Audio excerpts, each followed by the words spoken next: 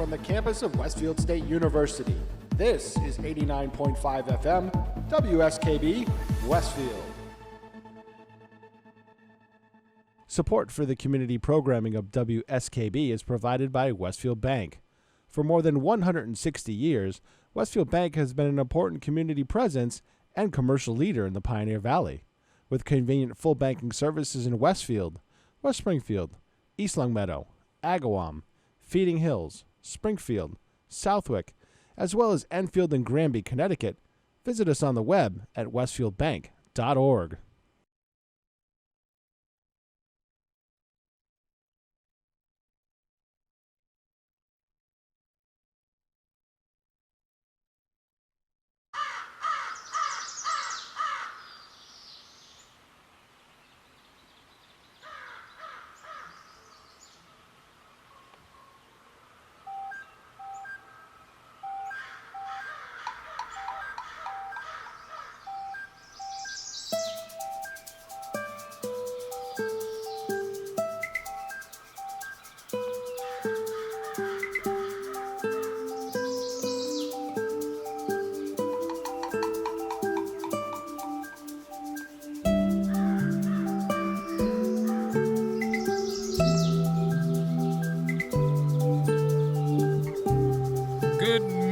Wow, it is Tuesday. It is June 14th, 2022, and counting.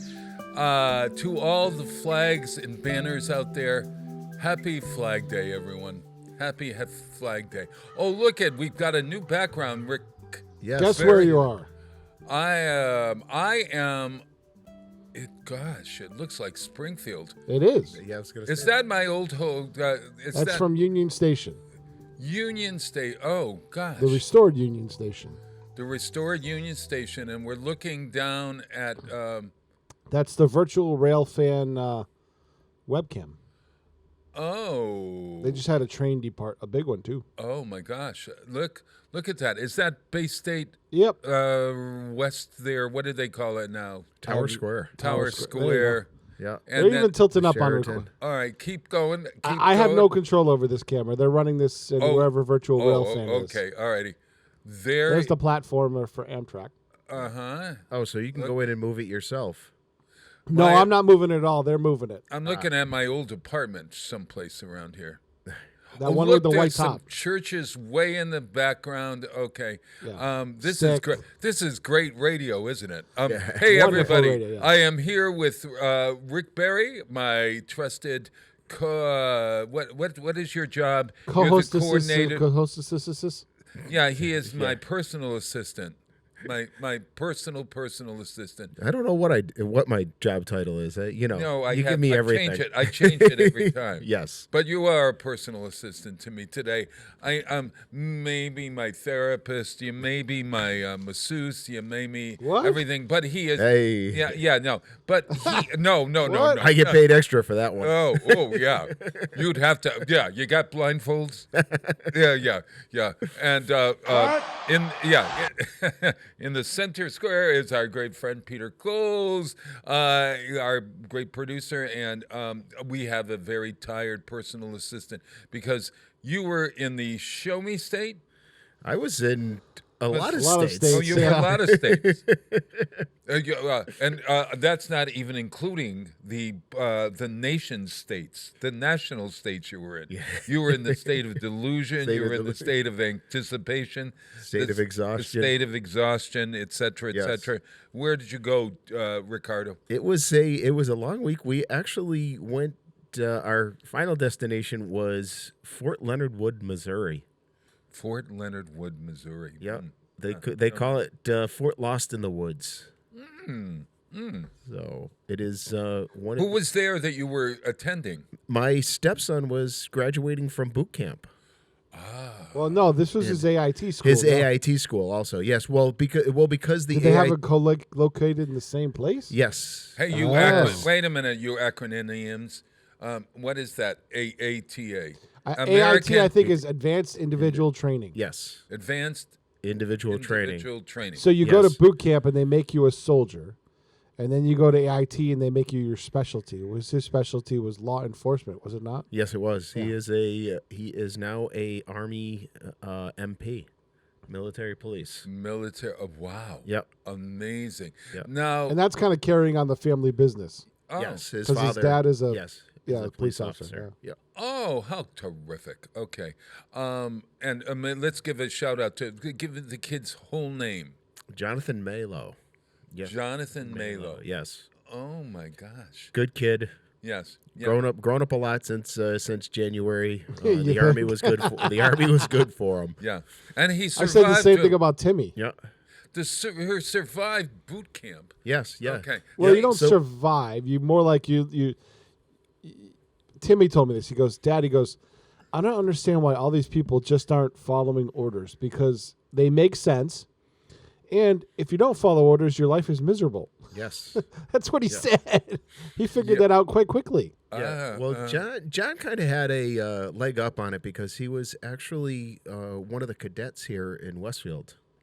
He went through the cadet program And through the police department. and as well at school, right? And at school, yes. He went to Smith Voc for the criminal justice program.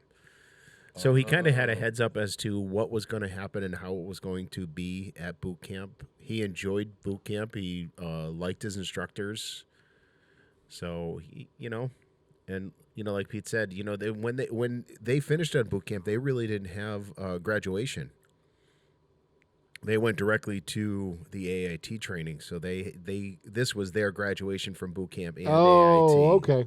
Because Timmy had a graduation from boot camp. Yeah. Because Then he had a quick ceremony from AIT, which I went to both. Yeah. And he said, well, you really don't need to go to AIT. It's kind of like the low-key thing. And it really was a low-key thing. It wasn't the graduation from boot camp where he went in South Carolina was a big production. I mean, they came across the parade field, was Pop Smoke and ran through the smoke and stuff like that. So Yeah. that was a big deal. Yeah, well, they didn't do this. They had kind of a private ceremony with their group, and because they weren't moving on anywhere to go to a different base for their training. Got it. Well, I was wondering, boot camp to me, I knew during the Vietnam era when I was when I went up for my my draft physical and thank God failed it. I would have never. I don't think I could have survived boot camp. You would have, Bob. I do not. Look. You don't take instruction well? Is that what? No. Bob would have tried to be. I do take instruction well. Bob would have tried to be a conscientious objector, and they would have been like, no, too late for that. No, it was too late for that. But the idea of learning how to shoot a gun, and then real bullets. Somebody told me that they use real bullets. Yes, Bob. Yes. The Army. What do you think the Army's job is to do? Protect us. No, it's to shoot people and break things. Oh, please. Oh, no. Oh, That's God. literally, if you boil it down, that's what their job is. Oh, God, no. Part of the subsets of that are to protect us, but shoot people and break things. That's what they do. Think about it. Shoot people or break things. Shoot people and break things. You got to do both to successfully win a battle. To threaten people. No, to win a battle. Yes, to threaten people. That's not threatening people. Well, you keep people from warring against you by threatening them that this will happen. No, you keep people from warring against you by knowing that you could do a better job of shooting people and breaking things than them. God help me. See, this is exactly, Rick, this is exactly why you this kind of talk back in the Vietnam era when there was, again, the thought of, I'm not very good with heat. And they were going to send me to Vietnam, which was very heat. First, I wasn't good at all. Bob would have broke out in hives. With the idea of war, period. Yeah. The idea of war is not something that I really enjoy. Well, nobody does. Yeah, Bob, you're not supposed to like war. That's why you tried to avoid it. Well, I was, I was And doing you did avoid everything. it. I did avoid it. But the idea of I know me that you put a gun in my hand and I'm going to get scared and all that sort of stuff. And there is a certain, there's a mentality. if they said to me, "You're going to go to boot camp and you're going to learn grammar, and you're going to learn how to speak Vietnamese," let's just say that. Yeah, okay. Oh, well, that sounds really great. It's sort of like high school. There's the academic, and then there's the. It's like high school? Yeah, well, the idea, I'm going to go to learn things in high school. You see, but That's after boot camp, Bob. that's after boot camp. I know you got to get through boot camp, but I'm telling you right now, I would have fainted on the first day. I would have cried, and I'm sure a lot That's of those. part of the you breakdown process, Bob. Yeah, and I'm not going to be broke. I'm breaking down right now as you talk to me about that. It is I value our Army and Navy and Coast Guard, et cetera, et cetera. I value them, and I thank them all the time because it is not something for me. Believe it or not, the Army and the boot camp is the ultimate team building exercise, believe it or not. Mm-hmm. Because they break you of the habit of being an individual, and they instill in you the value of working as a team. I value that before. You don't have to tell me that. Not to the extent of what they do in the military or even in a paramilitary unit, because I felt that same way in the police department. That even though I was sitting behind a desk and answering the phones and doing like that, I had my guys back at all times. Yeah. Oh, sure. Of course. And so then that's another kind of reason I get. Look at this. I'm breaking out in eczema. You're sweating already. I have eczema right here. Forget about it. Yeah, in my hands I have eczema. But we're talking about this. It is the 247th birthday of the U.S. Army. Today? Is it really? Yes, I know. Yeah, it was formed the 14th of June in 1775. 14th of June in 17. So does that have any correlation with Flag Day? Because today is Flag Day as well. Yeah, I think it would probably. Might be just a strange coincidence, and of why they're both on the same exact day. But we'll see what. We'll see what the Google machine here has to say about that. Yeah, but but it was a long, exhausting trip. We drove. Oh, man, I respect. Now, that's another thing. Yeah, now you know what I went through on the way back, right? Yeah. Holy mother. It was, if you drove straight through, it's 18 and a half hours. Yeah, you can't, though. Yeah. Oh, there was no way. People do, but I could have done it when I was younger. Yeah. Not now. No freaking way. No, I don't even think I could have done it when I was, that was such a long drive. So our first stop actually was in Niagara Falls. Oh, you? Yeah, because we took the northern route, and it was only 40 minutes out of the way. So, and Michelle's never seen Niagara Falls. So, going over, through Canadian customs, they were like the nicest people in the world. Oh. We went up, spent about an hour and a half up there, checking things out, and just decided, let's head back. And head back where? To the United States and get back on the road. Oh, you did a detour. You did an overnight. We just did a detour. But you did an overnight. No, we just did a quick stop. Okay. Walked around for about an hour After 5 or or so. 6 hours, you got out of the car, you looked at boy, that's a big falls. Yeah. Yeah. It was very crowded. There was a lot of people. Man. Yeah. It's beautifully landscaped and It everything. is. Well, they were doing a lot of construction and stuff up there, but it was nice to see, and we decided to come back. We're coming back through U.S. Customs. It was not a fun adventure. No. We got harassed by the Border Patrol agent coming over the border into the United States. We are U.S. citizens. And she was giving us a hard time about coming over the border. After being in Canada for an hour and a half. Why would you want to go into that country? You know why? Because they probably checked the timestamp and they figured you might have just picked up some drugs and come back. It's the timestamp might have. I know. Yeah. We looked like a couple of drug dealers coming across the. No, you probably. I know what you did. And they're going across the border. In the family truckster. Yeah. But the couriers nowadays they're paying everybody to do it. So, did you buy any kind of alcohol? No, Pete. She was absolutely just rude. Oh. She was rude to us and just miserable. Okay. You know, there was nothing to do with that. She looked through our cooler and she asked us what we were up there. And I says we went up to see the falls on a detour up to, we're on our way on a road trip to Fort Leonard Wood, Missouri. Mm-hmm. Oh, and Fort Leonard Wood. What is that? Some kind of barracks or something? That's the base. I'm pretending I'm her. Yeah. Okay. Oh, no. There's a military thing involved. Oh no, in here. she didn't. She goes. Oh, you got an awful lot of stuff in the back of your vehicle. And I said, yes. I said, we're on a road trip to Missouri. Oh, what do you have in the cooler? Yeah. Water, some sodas, a couple of beers from our, for our trip and stuff beer. like that. You traveled across the border with beer? There's nothing against it. There's no prohibition against there it. isn't? Okay. No. No. And so she opens up the cooler, starts going through. She goes, you got an awful lot of stuff here in the back. I said, we're on a road trip for the third time. I told her we're on a road trip. Mm-hmm. And at this point, it's getting obnoxious. She's getting just obnoxious. Uh-huh. Yeah. And she goes, technically by law, I could tax you on all this stuff you're bringing over. And I said, you could tax me on water?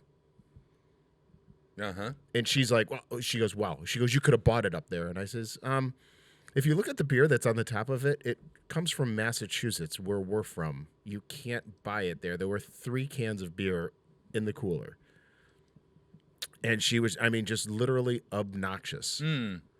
So she pulled you out of line, actually. No, she didn't. We were the only. Now, this was the worst part about it. We were the only ones in line coming over the border. There was no line. There was no people. There was nobody else around us. So she was just doing it to buy time. This is it. She's bored. She hasn't seen a car in like a half hour. I gotta speed my day up. Okay, so let's extend this conversation with these 2 gullible folks from Massachusetts who have skipped across the border for just a short period of time. God knows what those criminals are doing. Exactly. And it was exactly. And then she kind of just like handed our pass cards back to us and just like kind of walked back into her little thing. It was like, she goes, and then I said, can we go? She goes, yeah, go ahead. Just like, it was like, yeah, there was absolutely, because when we came back over, what is it, Rainbow Bridge? That's the way we came back in. After doing the drive-by in the falls and stopping looking at them, and just, coming back over the border. There was nobody in front of us, nobody going over the bridge. There was nobody stopped at the border thing. I think she was the only one working, and she was just rude. So when she finally said, "Here, I'm going to take a shot. I'm going to take a shot," because it would have been easier to come over the Mexican border than it was over the, they would have the Canadian border. Yeah, exactly. They said, "Come on in. Don't worry about it. Just go ahead and move on." Oh yeah. So did she do a sheesh? One of those. Oh, all right, you can go over. Kind of. No. She just was just like. And do you thank you, officer? No, I just was like, I was shaking my head because I was just going, what is going on here? Yeah. And just to realize that, you want to look in my cooler, go ahead. But, just when we told you we're on a road trip and we've got, our luggage in the car we're from Massachusetts. Obviously, we're 5 hours away from home. We're heading to Missouri. Well, you're lucky she didn't yell this. Said that, but you see, you only spent an hour in the country. Yeah. That's the suspicious part. That was the suspicious part, that we drove, just kind of made a detour around. Yeah, it was only a couple hours. It was only a couple. No, that's that was suspicious. The person we were talking to at the border visitor center. No, the visitor center before you get to the border crossing. They were actually very nice to us. They said, "Yeah, we do it all the time." She goes, "We drive up there and go up there for walk around and just go have dinner or come back." Oh, all right, okay. So it's not uncommon for people to go over for a couple of hours and come back. Wow. Well, I will say one thing though: if you are planning to go to Canada, there is a app that you need to download and fill out. Really? Before you get over the thing, it tells you. I apologize. I wish I remembered what the name of it was, but you have to do that before you go on your trip. Before you go over the border, they ask you. It's not a necessary thing, but it actually helps you. Well, it's that isn't that thing that where they're asking for everybody. There's going to be a universal identification card. Or something. It's not a thing. It just asks you a bunch of questions about the It's whole like a- COVID-19 thing, and if Yeah. you're vaccinated, and your names, and Okay. and it gives you like a QR code, and they scan it, and it's got your names and everything like Right. that, and it asks you where you're staying in Canada, in case in case you get quarantined, where you're going to quarantine. And What did you put for that? we didn't put anything because we weren't staying. Oh, okay. But if in case you got quarantined, We couldn't. How could if we're up there for 2 hours, you can't. oh, It's not even technically long enough for an exposure. Right, oh, exactly. I get it. All right. So, and then then And was what did you use to get across the border? Your passport? we use or- our pass? We have pass cards. pass cards. Yeah, which are Passport cards. passport cards. Yes, that you can instead of a passport. It only the good big. for North America. No, actually, it's good for the Caribbean as long as you don't fly Oh, in certain countries. And so you cruise ships and cruise ships, cross trains, border. yeah, trains, cross borders, driving.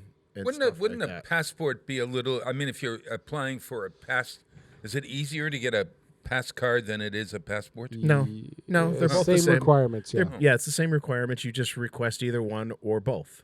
And the pass card is the size of a license, your yeah. driver's license. We So need to it's- convince our girlfriends to go on a cruise. Yes. There you go. Yeah. There Both you of- go. we need- Hey, we'll I do- got one. we'll You're do- we'll going to do it go as a on a double shot. cruise through the the St. Lawrence River that takes you right by that woman.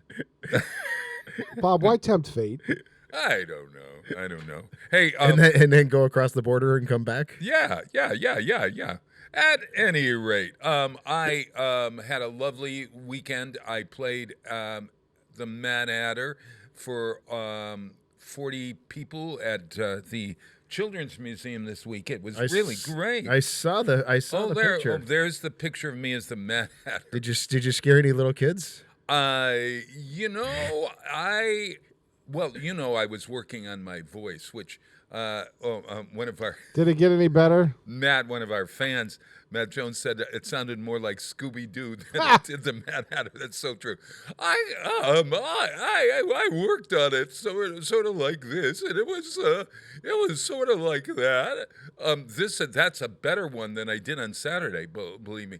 But I sang the unbirthday song to people, etc. Yeah. But those kids, honest to God, they are so adorable. There was one little one that asked too many questions. There's always one in a group of like 25 or so. And this little girl couldn't keep her mouth shut. What? Alice was so patient. Alice of Alice in Wonderland was so patient. Yeah, was so patient with her that I was amazed, and I was glad she was doing it because I was going to say, would you let everybody else ask questions? And we don't need to hear about she was starved for attention. I think. Here's what Bob was thinking. Yeah. Hello. Want to get away? No, it was 2 hours of pure enjoyment with those kids. I loved it. They saw the beautiful museum. You got a new exhibit there. Did you know that? It's a camping exhibit. Yes. Yeah. Yes. So you can camp you can pretend that you're camping right out there. Yeah, right in the center of the Right, thing. Yeah, right. we've got a children's kayak there, so you can play in the kayak. You can play in the tent. It's great. You can. It is. Oh, and then they have a music room, which they have off the art studio, which is another room to the side of the general room. And in there's what probably was a closet, and it's now a music room that has a piano and all the drums, etc., etc. Yep. Well, the kids found it at the end. Oh my God! Have you ever been at a party at somebody's house, and that the kids then decide that they're going to play what they think is the piano? Hey, Bob, now did Yeah. you say the...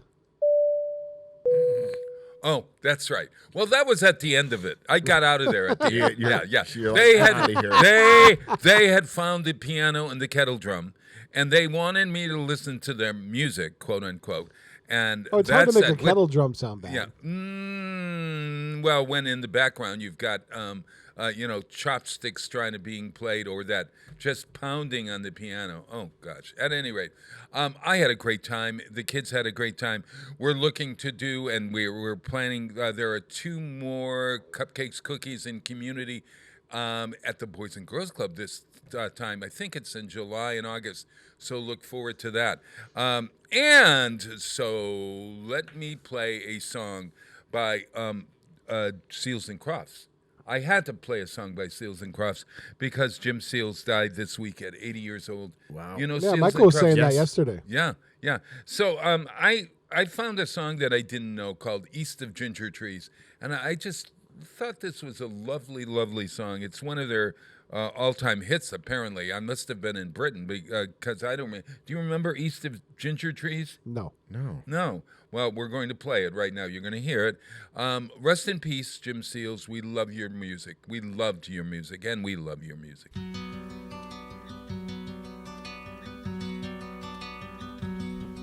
Go east of your dreaming farm.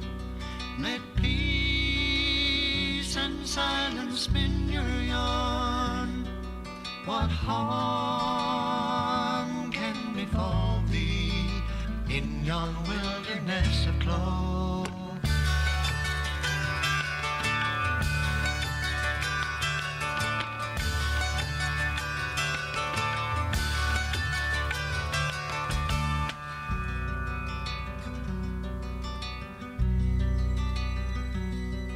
Go on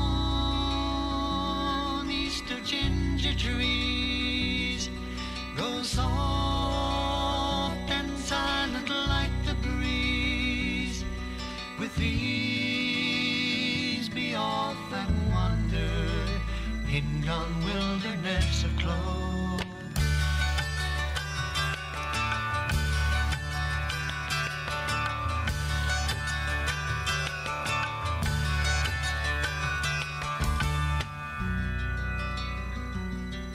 Go on past the golden rods, where fools and angels lose their rods, and gods of our ancestors did immerse themselves in cloves.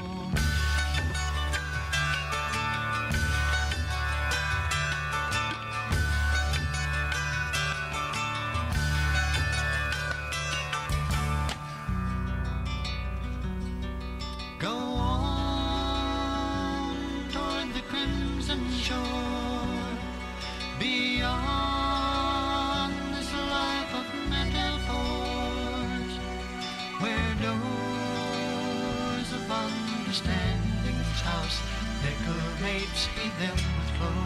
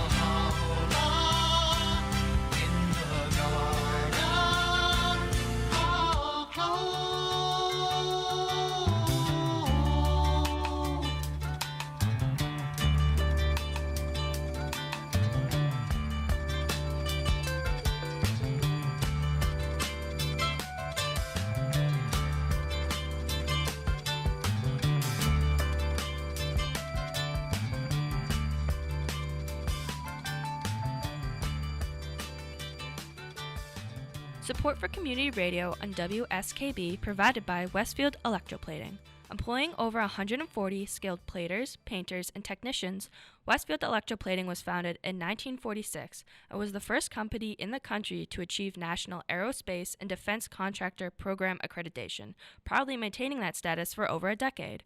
Westfield Electroplating provides over 50 quality finishes to meet your corrosion, cosmetic, or performance needs. On the web at www.westfieldplating.com or 413-568-3716. Westfield Electroplating, putting the finishing touches on technology. This is Ken Stomsky from Ken's Den on WCPC 15 and 89.5 FM, Tuesdays, 8 to 10. Community Radio. 89.5 WSKB. Live from Studio 120 at Westfield Technical Academy, this is WCPC Channel 15 and 89.5 FM, WSKB Westfield. Wow, it is Tuesday morning, and it is June 14th. It's Flag Day, everyone. Get those flags out, 2022, and we are here. I think former mayor's doing a standout later on today.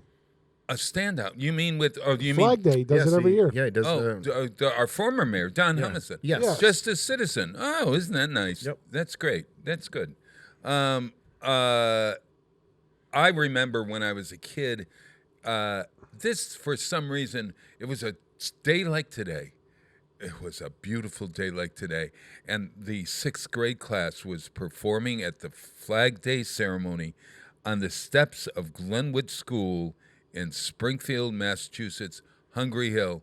And to this day, I can remember the excitement of standing on the front of the school's stairs and watching a flag being raised. I have no idea why that is a big memory for me. Nothing happened other than the flag was raised or whatever, but at any rate. Who invented, or where did the flag come from anyway? Do you know anything about the flag? My personal assistant The here. flag? Betsy Ross was commissioned to sew the flag. Uh-huh. I am not sure who, Well, it was not only Betsy. And apparently there's debate about that. Yeah. Yeah, no. I know think that's she what. and- That's what our history books. She's attributed to Yeah. Yes. attributed as to making the first official flag. Yeah. Yes, yeah. But But actually, June 14th. Bob, why are you underplaying the big day today? It's National Bourbon Day. Go out and have a shot. well, just before, after we raise the flag, we'll have a shot of bourbon, and we'll talk about that. Yeah. So June 14th commemorates the adoption of the flag of the United States in 1777 by resolution of the Second Continental Congress. So, and it was originally with 13 stripes, 13 stars. alternating red and white. That the Union be 13 stars, white in a blue field, representing a new constellation. Right, and the Danny red was beat you for in by over a minute, by the way. Pardon? Our research department. Danny, you should be messaging Rick Barry too, because he's, you guys are in the research department. No, I had it up here. I was just waiting for the time to. He was get waiting in for here the to- boss to send it back over there. Yeah. So, thank you, Danny. Appreciate it. So, does it say anything about who designed it? Was it Ben Franklin or Tom Jefferson or Abigail Adams or who designed the darn thing? It doesn't. The one I'm on is all about Flag Day. Oh, Flag It really doesn't go into the history of the flag itself. I see. All right. We can search. Yeah, for let's that, though. let's find that out. I think that Betsy Ross was not the only woman who sewed it, and I could actually maybe if you wanted to, we could actually play. Do you know Stan Freeberg's History of America? I don't know whether to play this or not. You tell me. It was a comedy, couple of comedy albums about the history of the United States, and he has a skit with Betsy Ross and George Washington talking about the American flag and whatever, and it's pretty funny. And then there's a song, but go ahead before we do that. I'm looking here. I found who designed the flag as we see it today. Okay, I'll accept Yeah, that. you'll accept that. Yeah. Any answer is fine with me. Well, the 50-state version was Robert G. Heft. The 50-state version. The 50-state version as we see it today. So does that are there 5 lines of 10 stars? There's a star for every state. Yes, right? there is. Yes. Is there a star for Puerto Rico? No, because it is not a state. They're not a state. Not It's not a state. Okay, Yep. got it. So the current U.S. flag is its 27th design. Uh-huh. The American flag has been modified 26 times since 1777. Wow. That's with the Well, 'cause addition of we- states. Addition of dribs and drabs of states. Yep, exactly. Yeah. So Yeah, and I suppose an odd number of where do you put the star if it's it's perfectly aligned and et cetera, et cetera. If you have one extra star, like with 51, is that going to throw everything off? If Puerto Rico becomes a state, as it should, is that going to throw off? Hey, Bob. could. Yeah. You realize that the state of Puerto Rico, the territory, has voted numerous times not to become a state? I know that. I know that. So why are uh, you imposing your will upon them? I don't know. I have no idea. I'm just saying. All that I know that for a fact that they've actually voted numerous times not to become a state. They Well, like the situation that they're in as a territory. Oh, all right. Okay. What is So, the Ben- rest to Bob. say? Proven wrong, folks. Again, Not proven wrong. Just stating what the I don't know. Just stating the fact. That's all. Gotcha. So Ricardo, it doesn't really, it doesn't say not- Betsy Ross. No, it Google doesn't- Betsy it Ross and doesn't see what it says about the darn woman. The darned woman, Bob. No, well, she was darning. She was a seamstress. All right, I'll give you that one. I'll allow it. The original flag was really close to one of the British East India Company. They called it. It was basically the red and white stripes with the Union Jack in the field. In the insert, That was yeah. a Grand Union flag. Yeah. From the Continental colors, but representing the 13 colonies, but still under British rule. Yeah. So, And wasn't there some controversy last year or the year before? I remember because we have an American. Oh, I know what this was about. The idea of we were honoring something that the flag with the circle of the 13 original colonies was you weren't supposed to fly it any longer because there was some strange political reason that you weren't supposed to fly it, but we always flew it because our house was built before the flag, before the flag was invented. So, at any rate, yes. Hey Peter, why don't you do this? Why don't you play that piece from Stan Freberg at 6:45? Betsy Ross and the flag. If these are pretty good. They're in the 60s. Stan Freberg was a comedian as well as a composer of music, and this is a skit called Betsy Ross and the Flag. Maybe we'll tell the truth about who Betsy Ross is when we return.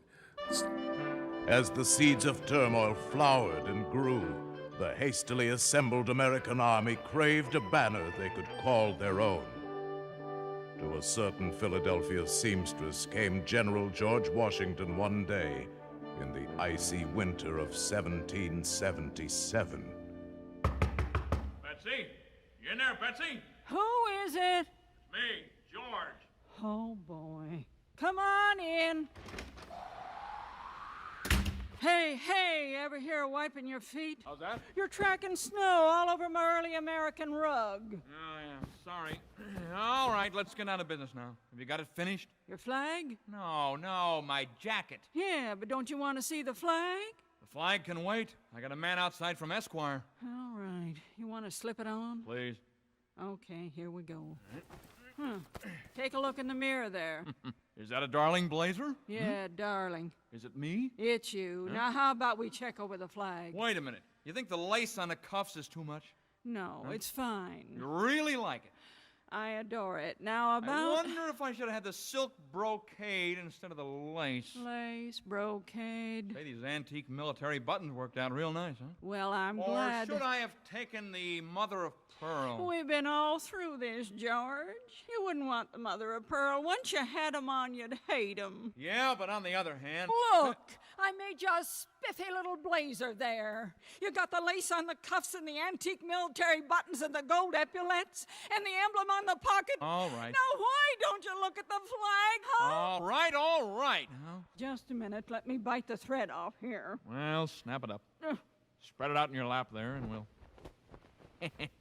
You, having a little fun at your country's expense here? Huh? How's that? You kidding with these colors? Red, white, and blue? Well, those are the only remnants I had around Wait a minute. Stars? I deliberately said polka dots. Huh? Stars with stripes?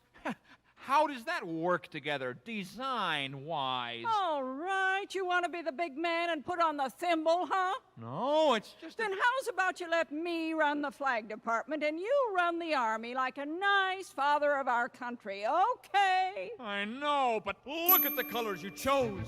The best you could do, I suppose.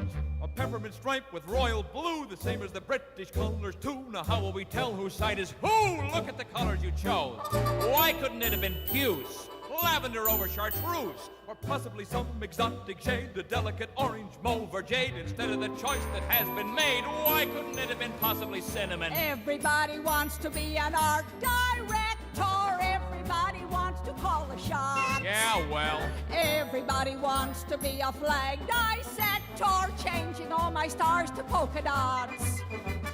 Everybody thinks that they're the final word on what is strictly out and what is in.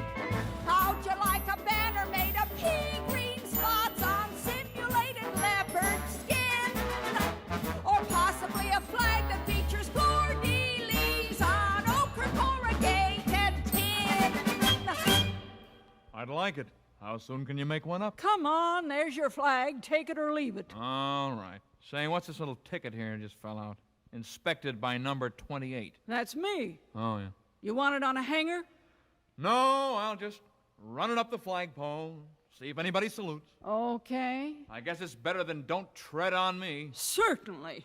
Besides, 100 years from now, what the heck difference will it make? I guess you're right. Come on, man.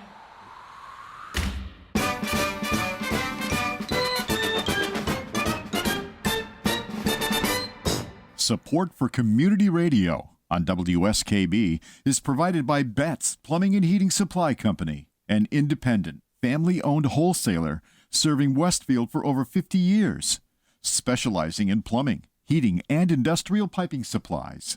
On the web at bettsplumbing.com or at 14 Coleman Avenue in Westfield. Join me, Tina Gorman, each week from 6 to 8 a.m. for Wake Up Wednesday, when my guests and I discuss health, wellness, and lifestyle reimagined. Community Radio. 89.5 WSKB.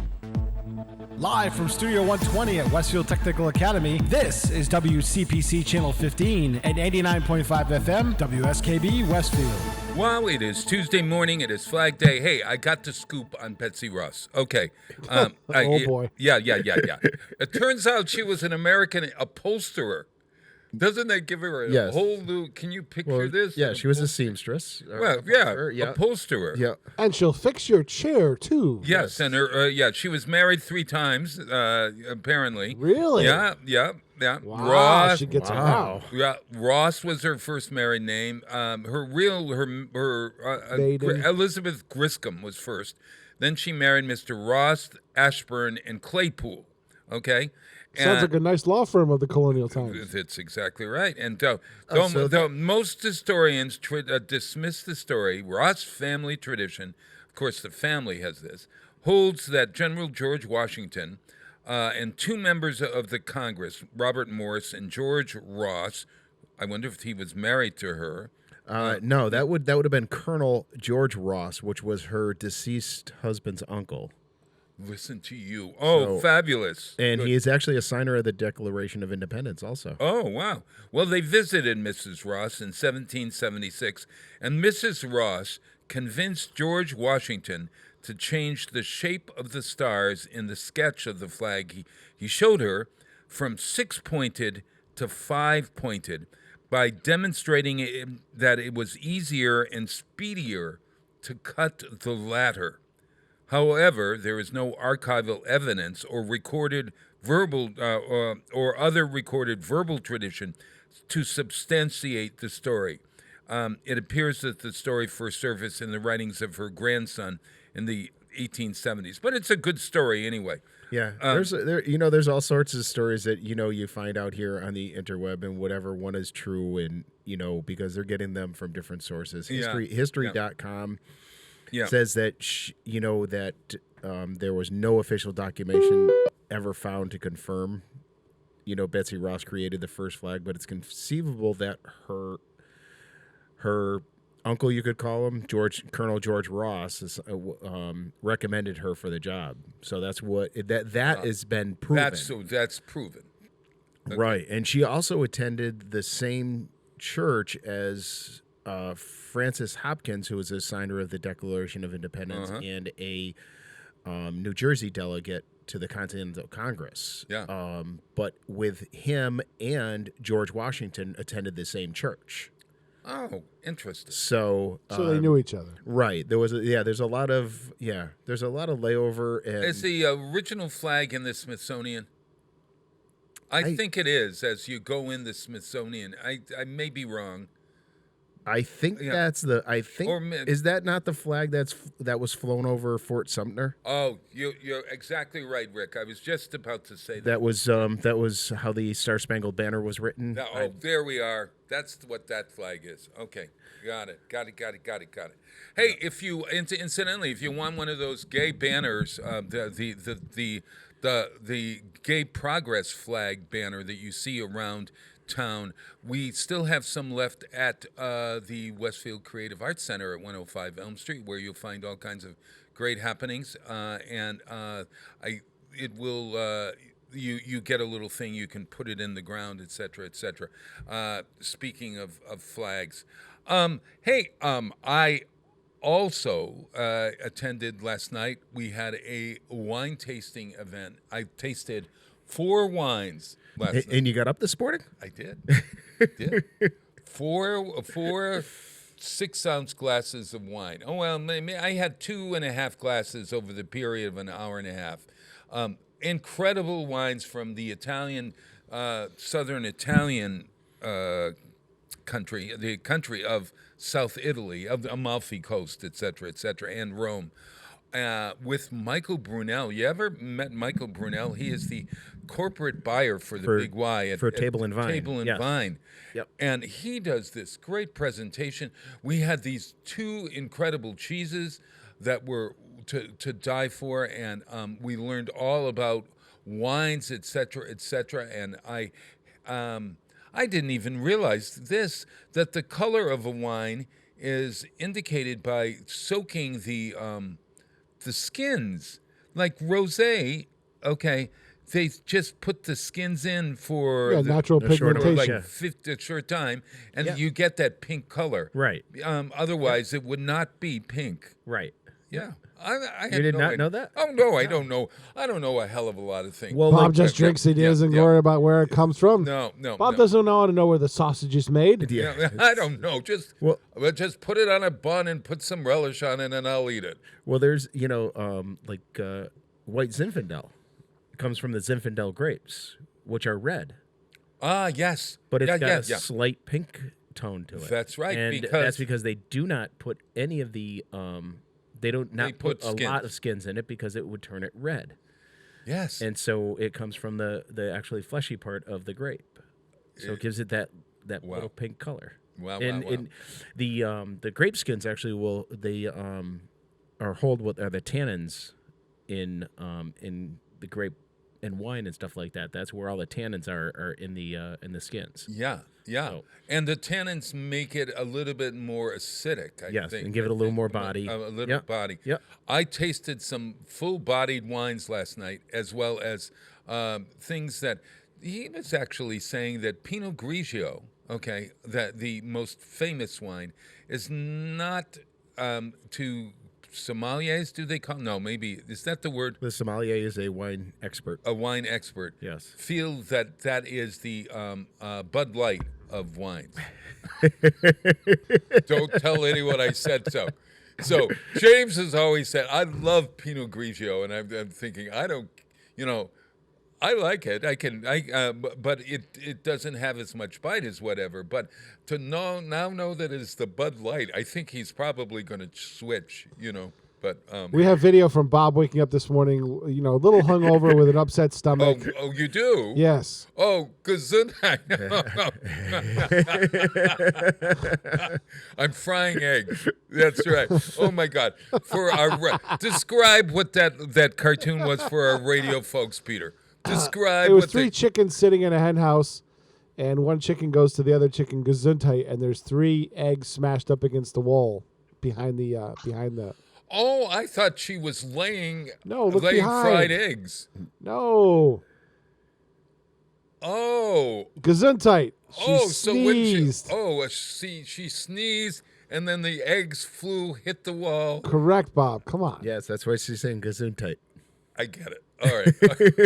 It's funnier now that you explained it. Oh my something. So where you got to wake up very early in the morning to impress Bob Plow. Where was the wine tasting we have a program called Let's Travel. Yeah. As you know, we're going to Sorrento in November and Rome and Amalfi Coast. Oh, well, we're not. I wasn't invited. I'm paying for you to go.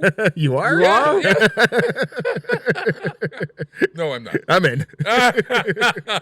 Okay. I'll carry your bags for you. I'll be your personal assistant. Yeah. Well, hey, that's a great idea. We can get you in. I'll carry your bag. Yeah, I'm your personal assistant. Yeah, I got a bottle of wine. Don't worry. Don't bother me. And you'll have that in Italy. We're going. There's some great wines from that area. But so we have this thing called Let's Travel, and we have all of these events that are around Italy. You don't have to go on the trip in November, but you can attend the evenings around Italy and Italian wine. That was our wine thing. We might do another one because it was so much fun. Nice. But the next one we're doing is a really interesting one. It's July 11th, and it is called Mangia. Let's Mangia. Do you know what that means? Means eat. Yes, exactly right. So we're going to have my friend, you guys all know her. She's been on the show a couple of times, 3 or 4 times. Linda Moranti is going to, she's from Il Chiostro. Actually, she's in Italy now, teaching cooking, et cetera, et cetera. And we're going to have it at my house, in the kitchen of my house. And the kitchen of Bob, I'll alert the fire department. Yes. Well, we're only going to have 15 for that evening. We might do more of these evenings, but for that evening, we're going to have 15 people. And Linda is going to teach us how to make an Italian meal. And then we're going to go out on the back porch to, which our side yard, a nice kind of yard there that looks kind of like Italy. And we're going to have taste what we've cooked and have some wine as well. And so it's going to be a wonderful evening. You can buy your tickets at westfieldandweekends.com. Go to the Creative Arts Center there. And but that's July 11th, and there are only 15 of them. So if you've always wanted to have dinner with me, all right, pay the money and come along, and you'll get inside the house. And that's all to benefit Westfield on Weekends, which is doing Westfield's Big Day on August 6th. Hey, what is Westfield's Big Day? Wait a minute, before you get to that. Yeah. Can you do a sound check with our guest? He wants to do a sound check. Oh, sure. Our guest is Dr. Kevin Coughlin. He wants to do a sound test? Yeah. All right. Hello.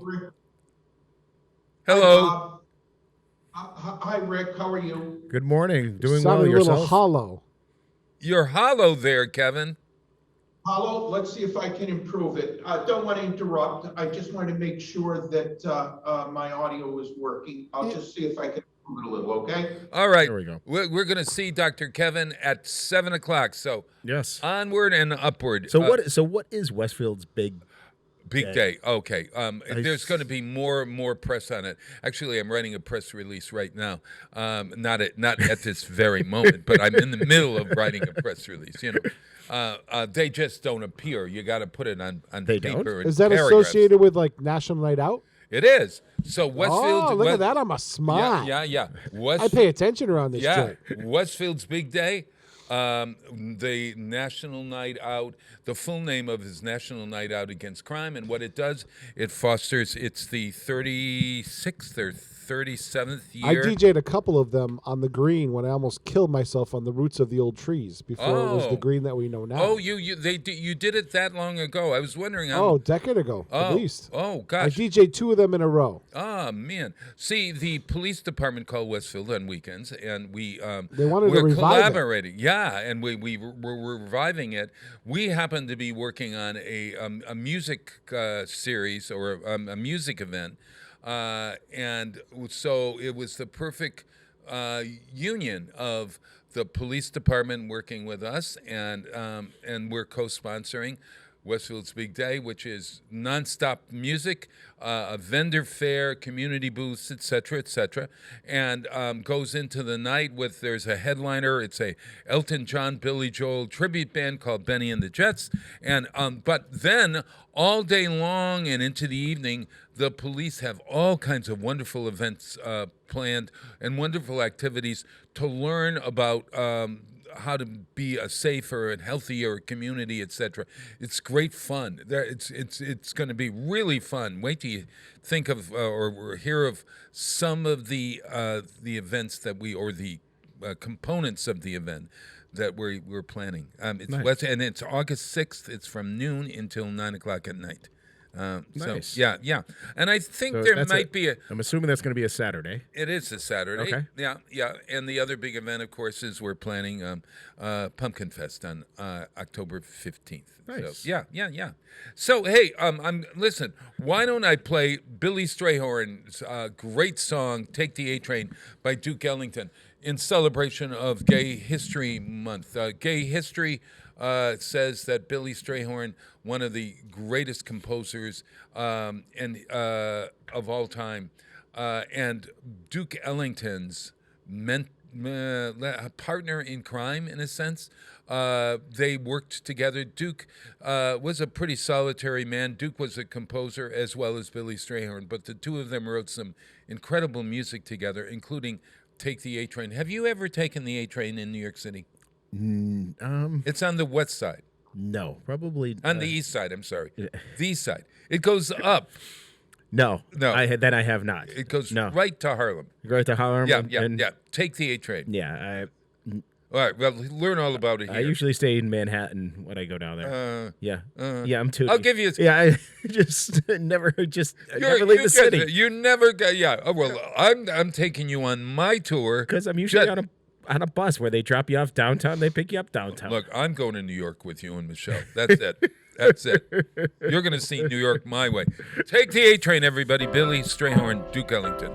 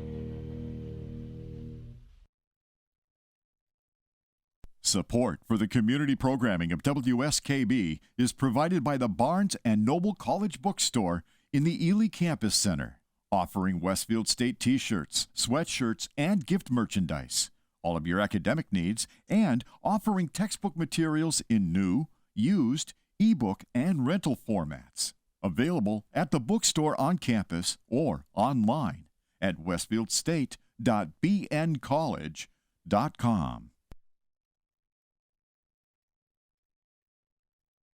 Saturdays were made for polka. Tune in to the Polka Jammer Network starting at 6 a.m. and Polka Hall of Famer Billy Bellina, Breakfast at BB at 8:30. Community Radio. 89.5 WSKB. Live from Studio 120 at Westfield Technical Academy, this is WCPC Channel 15 at 89.5 FM, WSKB Westfield. Wow, it is Tuesday morning. Oh my gosh, look at that. There is I don't have to put up the still photo. Yeah, look. There he is in person right here. Wow, it's Tuesday, everybody. I got my personal assistant is beside me. Then we have Peter Coles in the booth. I'm Bob Plass, and that's the Duke of Dentistry right there. The Duke of Dentistry. Yeah. Hey, Duke. Well, good morning, boys. How are you? I'm good. Nice to be. Where are you anyway? Is that your basement? You have meetings in your basement? I'm actually in my office right now. This is my consultation or training room. Yeah, I remember being in there when that was under construction. Yeah, it's finally finished. This is where we do our education training for patient management, marketing, clinical aspects of Ascent Laser, Ascent Dental Solutions, and Ascent Dental Care.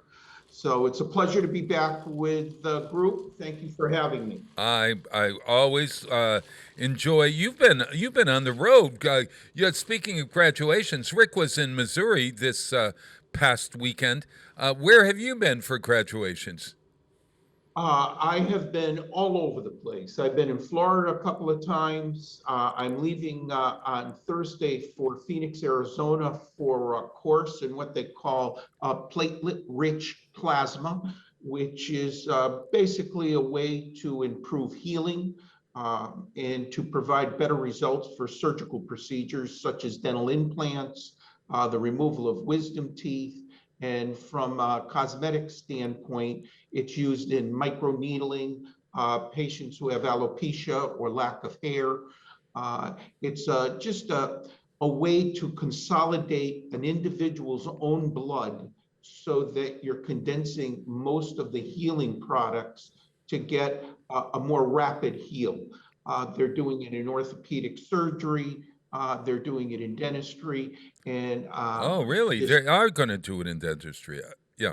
Oh, yeah. I mean, just things change so fast. You'd think after almost 40 years of being in the profession, I'd have most of everything down to a science. But no sooner do you have something, you realize there's something new out there, perhaps better. And my job is to go out there and do the research. So you're going to Phoenix? I'm going to Phoenix, so it should be nice. It should be somewhere between 110, 120 degrees. But it's a dry heat though. Yes, it is going to be dry. Is that a play? You know, I love the West because of that dry heat or whatever. I kind of like that. It doesn't. If you're gonna have heat, it better be dry. I cannot stand heat. It doesn't. But it has to be dry heat. When I was in high school, we took a trip out west, and we were at the Grand Canyon. 6 a.m. in the morning, it was 112 degrees, and they said, "Don't worry, it's a dry heat." It was like, it's 112 degrees. We're dying. It doesn't matter whether it's dry or not. It's that hot. What's that? It's hard to even take a breath when it's that warm. Yes. I haven't experienced it. I was on the Hoover Dam with my 3 young children at the time and my wife, and it was 129 degrees. Oh, my God. The thing I could think of is get me the hell out of here. Yeah. It was brutal. Exactly. It doesn't matter if it's dry or wet or whatever.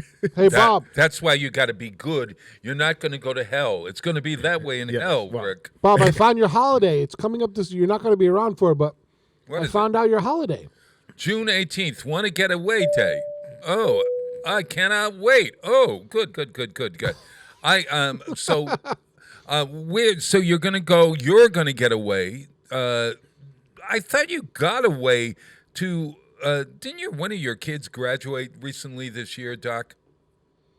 No, not this year. My son, who's an astrophysicist, is working outside of Boston, and he's been at the University of Illinois and Notre Dame for probably the last 12 years. And my daughter works for a venture capital company, and my youngest daughter's in law school. So all 3 of them right now are in that Boston area, which makes it nice. The first time our family's been really together in almost 12 years. Oh, wow. So, but didn't you? Well, maybe I'm confusing a graduation with a wedding or a funeral or a bar mitzvah. No, I think there was a wedding. I've been to all of them in the last few months. So right now, all 3 kids are in no graduation mode. So I've been, they're all self-sufficient, basically speaking. I think all parents look forward to that day. I am now in the state of where all of my, I'm like the grandfather. So there's the next generation. And that generation has kids that are now getting married. So we're being invited to more weddings. And it seems like one after another. But now I got it down to a science. And I go through a catalog, and I this one company that I buy silk flower arrangements for folks for weddings. And would you like to receive a silk flower arrangement from me, Rick? Maybe I've got the wrong present. No. What do you think, Doc? Offering it to Rick and not me. I mean, let's not show favoritism. You can have mine, Doc. That's. But isn't it true that when you're buying a wedding gift for somebody, you're actually buying for either the couple, like a something that they're going to use cooking, or for the bride to decorate the house that the guy who could care less what the house looks like is going to live in? Do you know what I'm saying? That's a good way to tell you, last wedding I went to, which was a few weeks ago, there were no gifts allowed. They asked everyone if they didn't mind to make a donation to Dana-Farber. And I thought that was pretty cool. They said they really nothing, and if you wouldn't mind, they'd appreciate a donation to the Dana-Farber Hospital. Their particular family have been helped tremendously by the cancer research there. It's a wonderful thing. I'm wondering though if a couple has not suggested that, if they're registered someplace and all of that sort of stuff, and they are accepting gifts, and you gave them a contribution to an organization like Dana-Farber Cancer Institute, would they be disappointed in your gift? And would Well, you know, I'm this now. I'm not an event planner. So I think depending on their age, depending on their circumstances, I think people who have been married in the past are probably just looking for family and friends to get together and probably aren't looking for gifts. I see. I think if you're younger and you're just getting started, probably from a financial standpoint, the gifts are probably a huge help getting, any couple. Like your house together. So, do you think that a silk flower arrangement would make your house better? It can't make it worse, okay? Well, Bob makes them himself, so I don't know. I about do that. not make them myself. I got a whole crew working on these damn things. In his basement. So when you retire or when anything comes along that I have to celebrate you, Doc, just know you're getting a silk flower arrangement. I'll take anything. That's the kind of guy I am. Okay. What about money? Do you think that then when you're going to give money to a couple who's getting married, does that then indicate that you what about a check for $25? What would you say if you were the couple and received a check for $25? Well, the way I was brought up is you usually look and say you should at least cover the expenses for the meal and the venue. So let's just say that marriage is at Chez Joseph, a place that people are familiar with in Western Massachusetts. And it's going to cost $40 per person. I think the gifts should at least be $40 per person just to cover the individual's expense. So in the business world, I always looked at if an employee is making $10, you try to get 3 to 5 times that amount. So if Mary or Bill are working at $10 an hour, they generally try to generate between $30 and $50 an hour for that business owner. If they're making $100 an hour, then basically I'm looking at $300 to $500, and that's typical of your radio station, nonprofits. These are just sort of basic, fundamental business laws to make sure that you're operating in the black rather than in the red. I get it. Well, there may be a silk flower arrangement. Do you prefer? What flower do you want me to? What would you like done in silk for you, Rick? Please. To be honest with you, you don't want one. You're saying don't spend your darn money. Even though I work at a flower shop part time on Saturdays. Yes. I can't stand silk flowers. I prefer. My God, I prefer. I prefer fresh flowers.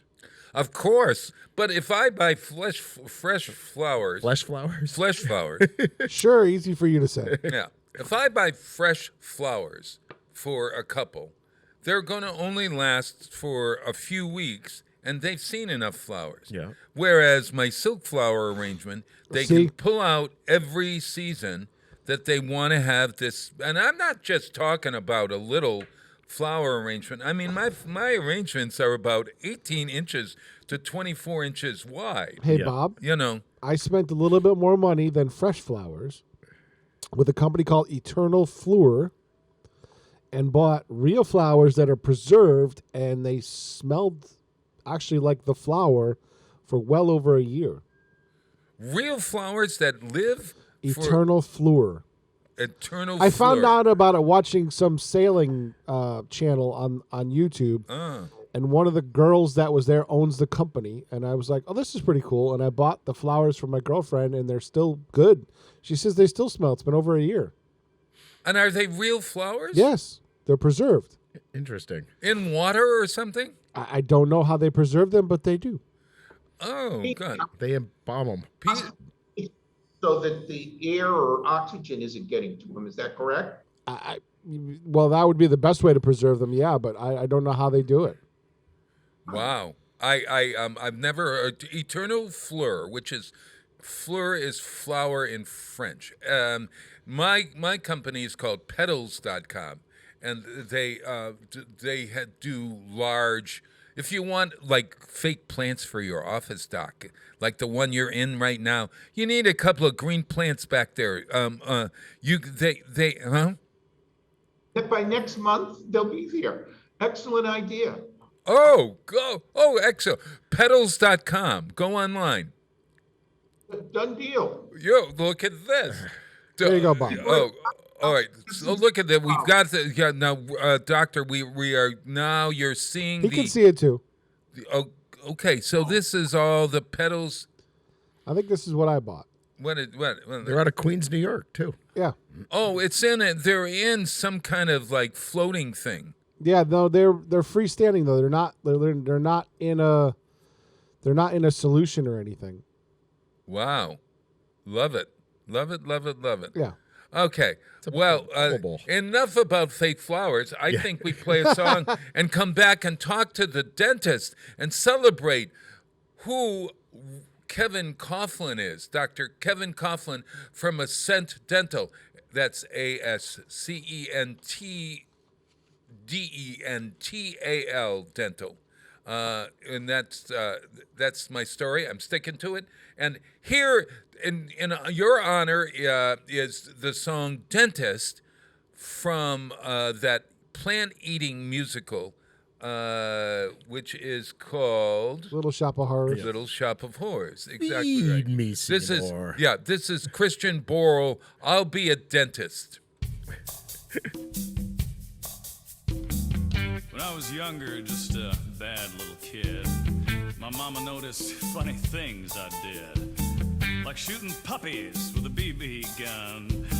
I'd poison guppies, and when I was done, I'd find a pussycat and bash in its head. That's what my mama said. What did she say?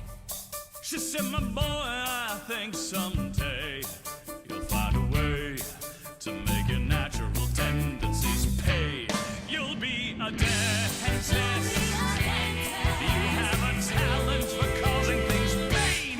Son, be a dentist. People will pay you to be inhumane. Your temperament's wrong for the priesthood, and teaching would suit you still less. Son, be a dentist. You'll be a success. Here he is, girls, the leader of the pack. Watch him suck up that gas. Oh my God! He's a dentist and he'll never ever be any good. Who wants their teeth done by the Marquis de Sade? Oh, that hurts. I got numb. Oh, shut up! Open wide! Here I come! I am your dentist, and I enjoy the career that I picked. I am your dentist, and I get off on the pain I inflict.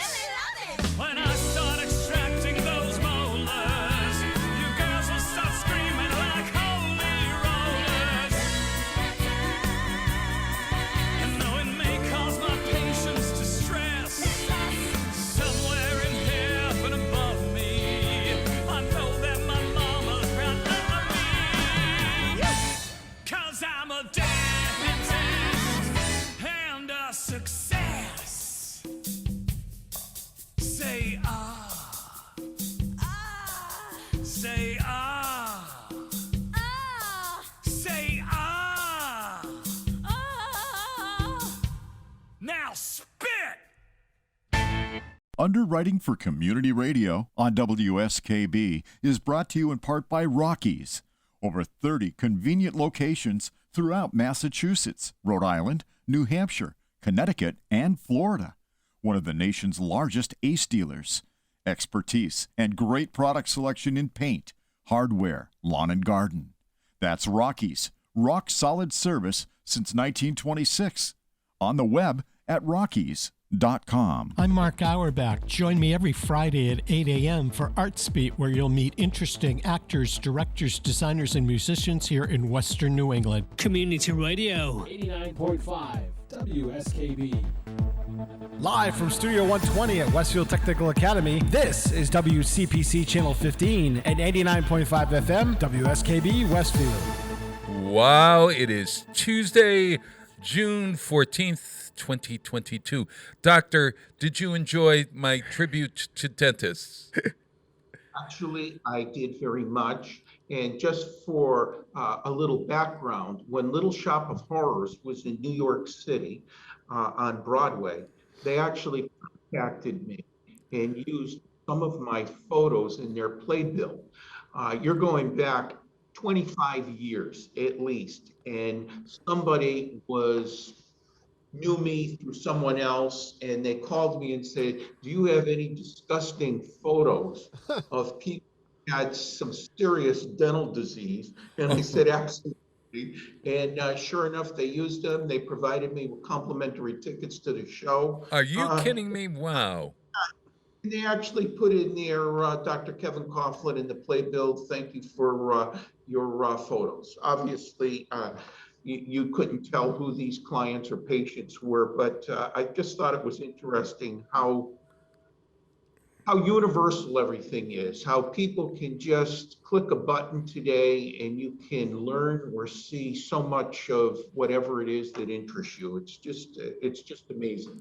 We just a 2-day course in our office last week, and people were from California, they were from Arizona, and they came out to our office to show us new techniques. It's just we were able to do it in person and by Zoom, and just the way knowledge is disseminated today, it's just it's amazing. Yeah.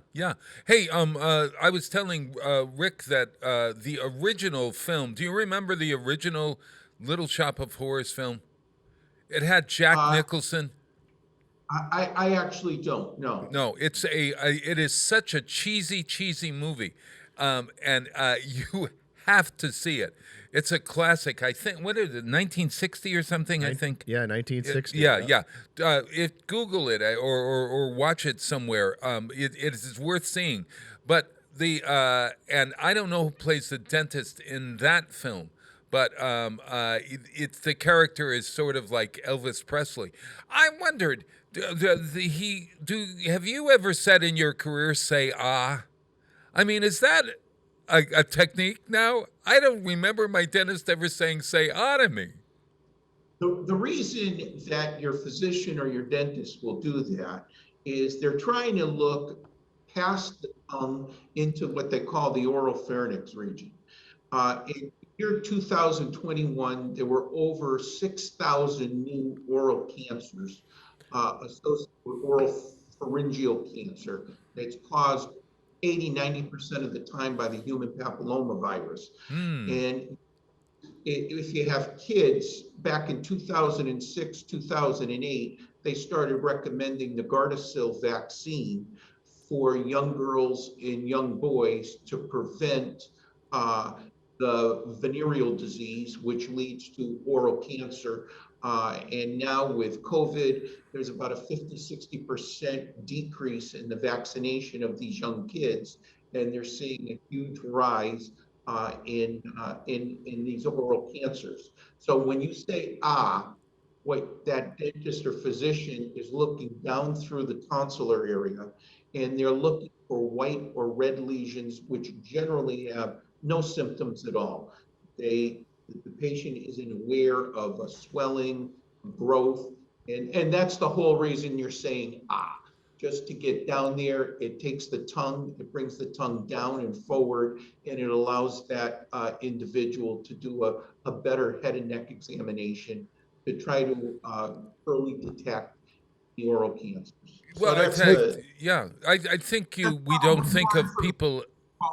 I'm sorry. But I think that's probably more information than you both wanted to know, but I figured I'd share it with you anyway. Oh, hey, no. Bob, I don't know if you noticed, but you're up on a really, really big screen in that office. If you look in the back on the door, he's got you up on a projection screen, Bob. It's like you must be like 6 feet tall. You see it in the background? Oh, my God. Yes. Look at that. Yeah. For both of you. Okay. What is that, Cinerama back there, Doc? He helped me organize this. It took me a little longer than I expected with COVID, getting people come in to do the jobs. I don't know how you guys are finding volunteers. It's just very difficult to keep your team healthy and keep your team present on a day-to-day basis. I know it's a big issue in the dental and health fields. It's just very difficult. Sure. So Sure. much longer than I had expected, but I finally completed the Ascent laser aesthetics build out, which is about 5,000 square feet. And so, what are you showing films back there? No, he's showing you, Bob. Well, yeah, right at the moment, but that's us. That's us in the background there. Yeah. What we can do is we can take the individual clinical situation in our operatories, and we can do it in this consultation room so that we can review our techniques. And from a clinical standpoint, how could we do this procedure better, more efficiently?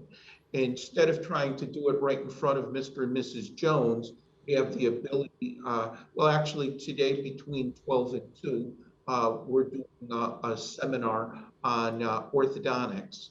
And gotcha. So it's streaming from the actual clinical situation to this conference room so that we can ask questions, so we're not doing it in front of the patient and evaluate our. And it's just a way to improve patient care, patient service, because you can look at it from a clinical standpoint, and you can also look at it from a business standpoint. Right. How are we communicating with Mr. and Mrs. Smith? How can we communicate more clearly and better? And I just found it's an excellent way to improve processes and procedures. Hey, Doc, I remember doing that literally 25 years ago with a satellite company that I worked for. And it was a doctor's conference at the Marriott Long Wharf. And we did a microwave shot from Mass General up to the tax house, down to the Marriott Long Wharf.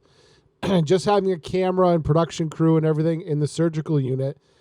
And then having the back and forth audio between there and the Long Wharf cost, I think it was almost $20,000 just to do that 2-day conference.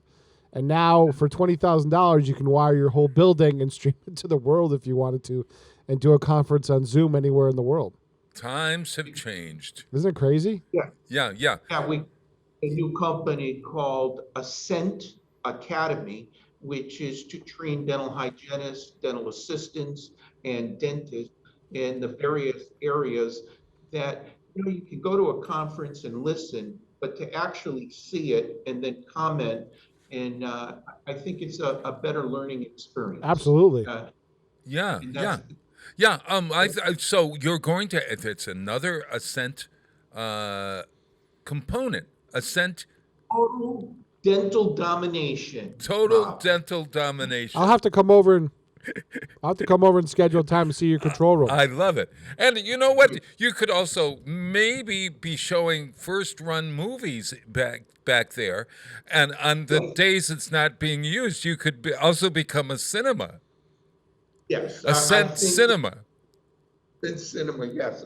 We'll do our own production. Maybe you can help me with that. Well, sure, and I'll sell the popcorn.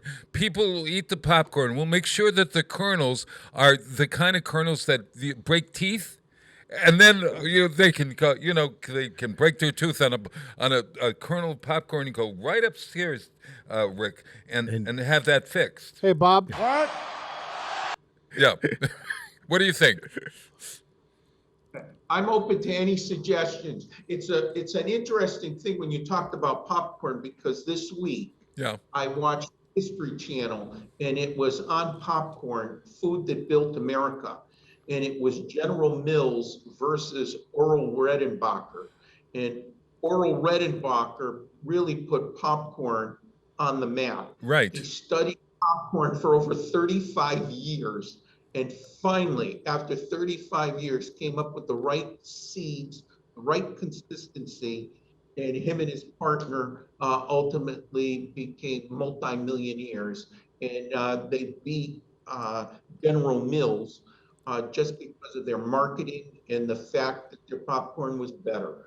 And it was a great show. I like that History Channel to begin with, but the foods that built America are quite interesting. Right. And the food that built the dental. How many times has somebody come in and said that they broke their tooth on a kernel of popcorn? Oh, it happens almost every week. Yeah, there we are. Yeah, it's the kernel, the food that built your business. Well, the dental business. Yeah. He took it to science where out of every 48 kernels, he expected only one not to pop, whereas the other companies were like a 50-50 mixture. So one of his claim to fames where you weren't going to break teeth, you weren't going to pay for something that you couldn't eat, and his system allowed only one kernel out of 48 not to actually pop. Holy I'm God. not the History Channel, but the science behind it, the dedication, when you think of it, this was popcorn. Oh man, yeah. Very successful. Very successful. Well, hey, why don't we just take a little break? I've got some real good questions for you, Doc.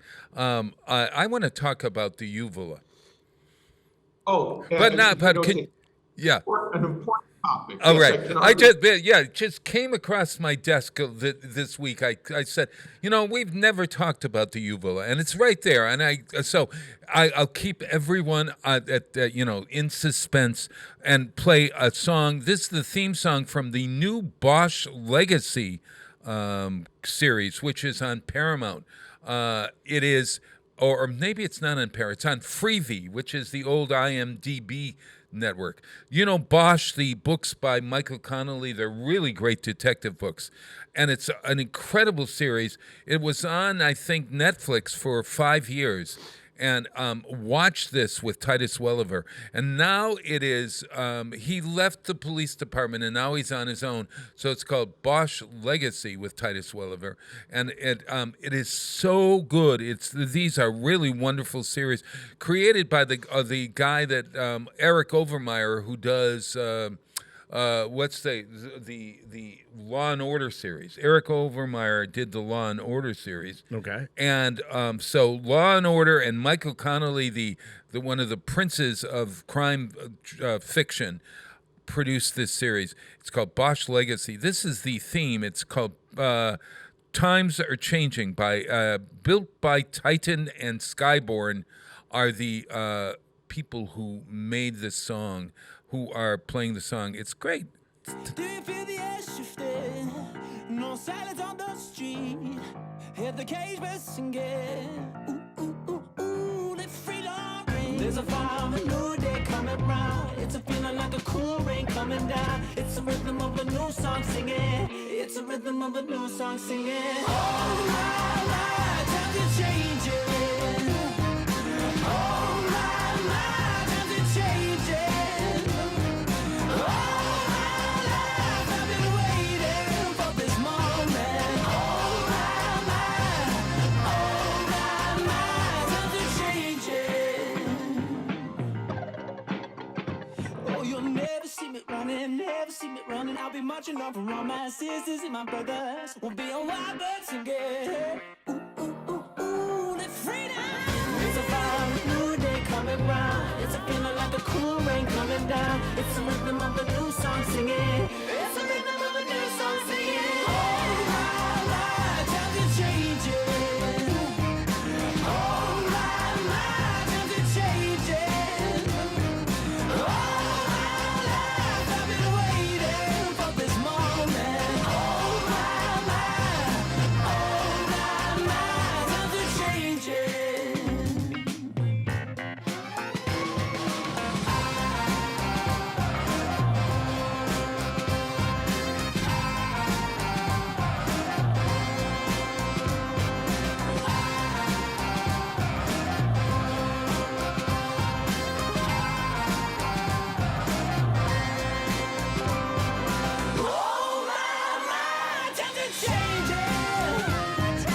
Oh my, times are changing. Oh my life, I've been waiting for this moment. Oh my, oh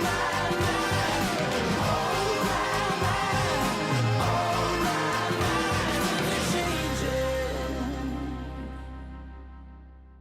Support for community radio on WSKB is provided by Betts Plumbing and Heating Supply Company, an independent, family-owned wholesaler serving Westfield for over 50 years, specializing in plumbing, heating, and industrial piping supplies. On the web at betsplumbing.com or at 14 Coleman Avenue in Westfield. Join us every Thursday morning from 6 until at least 7:30. Check out the Bobby G and Company Show right here on WSKB 89.5 Community Radio. 89.5 WSKB. Live from Studio 120 at Westfield Technical Academy, this is WCPC Channel 15 and 89.5 FM, WSKB Westfield. Wow, it is Tuesday morning, June 14th, 2022. I'm here with my great co-host, Rick Barry, who is also my personal assistant. And we've got Peter Coles in the booth and Dr. Kevin Coughlin of Ascent Dental. And you can go on to ascentdental.com. Is that right? Is it? I'm not going to this one more time, okay? Rick, help me out here. It's Ascent Dental Care. That's the name of my dental business. Right. And open from 7:30 until 8 p.m. Monday through Thursday, 7:30 to 5 on Friday, and 8 to 1 on Saturday. And we have 4 locations here in Longmeadow and East Longmeadow. And then I have Ascent Laser Aesthetics. Right. It really doesn't have to do with dentistry at all. It's associated with non-surgical cosmetics. Mm-hmm. And then I have a consulting business to help people in the dental field, whether they be clinical assistants, hygienists, or dentists, and that's called Ascent Dental Solutions. And I have several sponsors with a little over 200 podcasts that are on Apple Radio, and I have at present time 7 books that I've written associated with the business and clinical aspects of dentistry. Right, and you have the Ascent Cinema, which is showing all old movies with dentists and former dentists.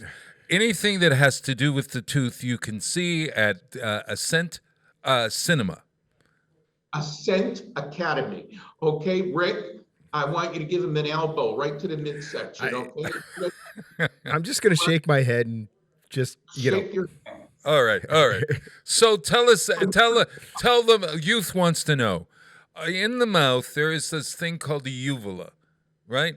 Yes. What purpose is the uvula other than to catch cartoon mice as they're descending into the mouth? Okay, first of all, watching this, that is what the uvula is. It's a fleshy piece of tissue that hangs down from the soft palate or the back of the mouth. So what does it do? It generally prevents food and liquids from entering into the nose. It blocks that passage. If anybody's tried to talk while they're swallowing or eating, right, or they sneeze off, sometimes you can see that material can get up into the nasal passages. It also seems to be associated with vocals. With what? Vibration, vocals, that speaking, that ability to transfer the energy of air passing through the oral and nasal passages, it seems to have an effect. They haven't actually proven that, but there seems to be the 2 main issues are to generate saliva, which keeps the mouth moist, to block food or liquids from going into nasal passages, and also to help with speech and specific sounds. For people who suffer from sleep apnea or hypoxia, which is the lack of oxygen while sleeping, sometimes these uvulas are actually surgically removed. Because we create a bigger airway, and that reduces the snoring or sleep apnea, which is the sensation, or let's just say the stopping of breathing for 3 to 5 seconds. Right. So that's the bottom line of it. That's what people think it is. Right. And Do you ever, I mean, is that something that you're looking at when you ask somebody to say or open their mouth? Is the uvula one of those areas that you check? Or It should be. I don't want to speak for the entire dental profession, but I think most dentists would agree that perhaps the most important thing we do is not necessarily fix teeth, but to screen for oral cancer. Yeah. There's probably no cancer that's more disfiguring than an oral cancer. Right. You cover it up, removal of the tongue, the jaw, the cheek area, the chin area is incredibly disfiguring, and it completely destroys your quality of life. You lose the ability to taste, you have a difficulty speaking. Cosmetically, it's very difficult to reconstruct. Right. And with about 65 to 70,000 cases a year, which isn't a large number, but if you're one of those people, my personal opinion, over and over again for 40 years, people say, well, I don't have any teeth. There's no reason for me to come to a dentist. I don't have any cavities, so I don't need to go to a dentist. That dentist should be performing a head and neck examination with oral inspection, palpation of the floor of the mouth, evaluation of the lateral sides or borders of the tongue, the posterior aspect of the tongue. In my personal opinion, there's probably nothing more important that a dentist or a dental hygienist does. And most of your offices probably have a device called the Velscope, which highlights precancerous cells, because many times when a dentist or hygienist look in the mouth, it's difficult to determine precancerous, cancerous versus non-cancerous. Right. So devices highlight suspected areas. And basically what it is a fluorescent light that shines in the oral cavity. And when that dentist or physician says, it allows us to go back down in the esophageal or back of the throat to look for these precancerous cells, which typically is where you're going to find most of your oral cancers. Gotcha. So for those listening, we know that about 50 to 60% of the population never sees a dentist at all. And in my opinion, we've done a poor job educating the public of perhaps the most important thing we can do is early detection. Because with early detection of oral cancer, it's in the high 90% success rate. Wow.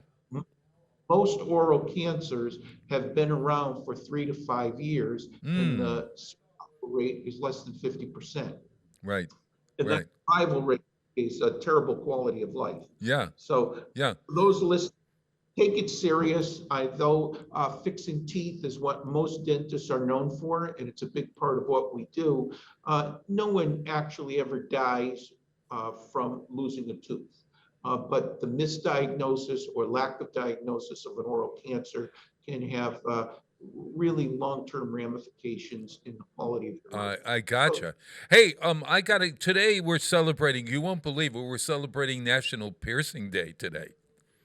Piercing Day. Piercing. And so now, first I've got to ask you, Rick, you don't have a piercing, do you, anywhere? No, I don't. No, okay. No, not at all. And Doc? I would also say with Rick, there's no part of my body pierced, since I have an aversion to needles, pain. I just thought that, see, oh, well, this is good to know. Wait a minute. A dentist has got an aversion to pain and needles? Wow. My business. You see what I mean? The piercing in the oral cavity is very prominent. You'll see it on the tongue. You'll see it on the inside of the cheek. You'll see it under the nose, and it does tremendous damage to the teeth. No, you're telling me. So there is damage. It's not a good thing to do then. Oh, well, I mean, the way I look at it is these piercings are generally like a barbell, so they can be removed. The problem is most people don't remove them, and you're having these metal objects rubbing against the teeth 24 hours a day, 7 days a week, and it's beating the hell out of your teeth. And my personal opinion is I think most of the public know why there's oral piercings. There's a sexual innuendo. There's an interest in having that done, but from a clinical standpoint, generally will damage the teeth. And I see that on a day-to-day basis. In my particular office, in almost all cases, oral piercings appear to be in a younger group under the age of 35. Right. It's rare to see it in someone older, but these young men and women under the age of 35, you see the wear and tear and the destruction of their teeth when these piercings are done intraorally because of that constant friction and wear and tear. And so, Right. And that's the lip having a ring through your lip or any. I mean, the lips are. Would there be any something wrong with that? Well, the something wrong is typically the ring in the lip enters and hits the front, or what we call the facial surfaces of the teeth, and it wears them away. And usually the patient comes in and says, "I'm having a little sensitivity," and I'm going, "Well, that's because you're wearing away your tooth or teeth because of these rings on your lip, on your tongue, or inside your cheek." Yeah. Are prominent, the most prominent areas that I've seen. If you can believe that I've actually seen piercings on these uvulas, how in God's name someone could tolerate that? My God. This is the way of the world. And how does anybody know that it's there? Well, for me as a dentist, when I'm doing my clinical exams, my oral cancer screenings, part of the education is if you enjoy the piercing, then by all means continue to do it, but here are the risks. And once you understand the risks, if you choose to weigh the advantages over the disadvantages, my job is to just tell you what the risks are. And in my opinion, I'm not here to force you to do one thing over another. Yeah. Well, women don't understand the long-term costs. The financial costs of fixing a tooth over your lifetime, once you've damaged it in your early teens, are in the tens of thousands of dollars. Oh, man, yeah. Do I know that, Doc? Yeah, I mean, you fix a tooth at age 16, who's going to complain if you have to refix it 10 or 12 years down the road? You may have to fix that same tooth 5 or 6 times, maybe 7 times over the course of your lifetime. Absolutely. The time is all wasted. So here's the deal. I was flossing my teeth last week. Okay, I floss every day, but I was flossing my teeth, and all of a sudden, one of my crowns a crown came out. Okay, over here on the right bottom side. Okay, so I go, oh my God, no. Okay, so I take it to the dentist, my wonderful dentist, Montgomery Dental up in Chicopee, and Dr. Durrani. Do you know Ali Durrani by chance? Have you met him? Yeah. And I have him, and he's an excellent practitioner. He's got a great reputation and a very nice office. Oh, he's a lovely man.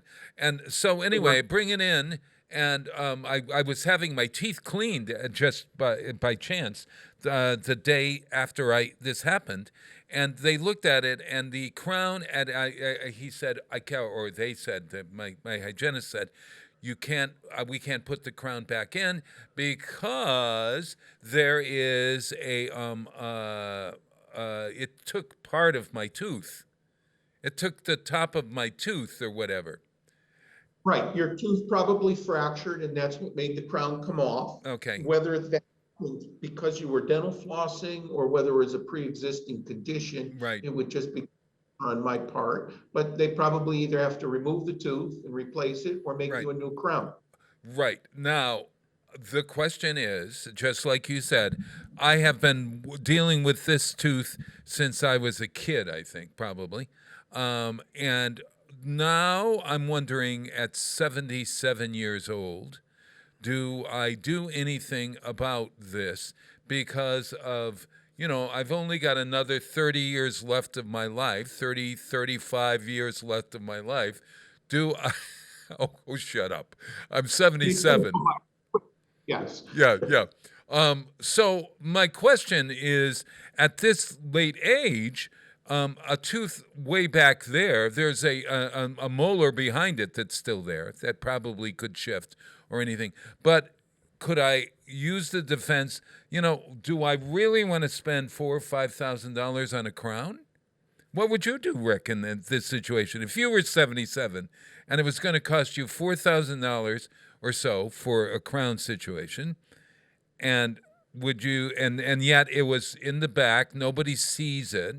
You're not seeing, you didn't notice I lost a tooth there, right? Well, I did, but I wasn't going to say anything. Oh, I noticed, Bob, from my vantage point. So this is all right, okay. See, There it is. Yes. See, it depends on how vain he is. So now we just struck that. No, nerve. you've struck the you nerve. struck the vein nerve. This is it. I'm calling the doc right after I get off the show. Really. But what is that? Answer the question. I mean, do you reach a point at which you say, like with a cat that you're putting down, or a dog that you have to decide whether you're going to spend the money to have a dog who's 12 years old or 15 years old, have an operation or not? Here's the question: do I spend the money or don't I? Well, as a dental professional, this would be my question. Thank you, Doctor. If you have your toe amputated or your pinky finger amputated, would you? No, I wouldn't. I wouldn't have that. I don't want to have my pinky finger amputated. I use it when I'm drinking tea. Okay. What about? So the point I'm trying to make is, the simple answer is, on a tooth that doesn't show cosmetically, the two reasons for dental care are one, cosmetic, and in America, most people choose a cosmetic motivator to do treatment. But the real important thing is function. So let's just assume that you have a tooth behind this extraction site, potential extraction site, and a tooth in front of this extraction site. As a general rule, most adults over the age of 50, their teeth drift between 1/10 of a millimeter every 3 to 4 months. So if you don't have dental or gum disease, you don't have osteoporosis or weak bones, at your age, you can extrapolate and say your teeth aren't going to drift or shift significantly to create a functional problem. And if it's not a functional problem and it's not an aesthetic problem, I probably shouldn't say this, but as a dentist, I'd probably sacrifice the tooth and keep the money in my pocket. But to increase the odds that down the road osteoporosis doesn't come up, periodontal disease or bone loss doesn't occur, and now your teeth start drifting and shifting, for a few $100s, you could wear a little orthodontic appliance that you sleep with at night, and it prevents your teeth from drifting and shifting. So you sacrifice the tooth and then put this tiny appliance in your mouth to prevent the drifting and shifting, and that alleviates cosmetic concerns down the road and functional problems down the road, rather than going through the expense of a root canal, a new crown, crown lengthening, periodontal surgery, et cetera, et cetera. So those options should be explained to every patient. I know at Ascent Dental, I would say 90% of the time is communication, 10% is actually doing. Yeah. Because each client has so many options, and my evaluation after this many years in the profession, most patients say to me every day, how come my dentist didn't tell me that?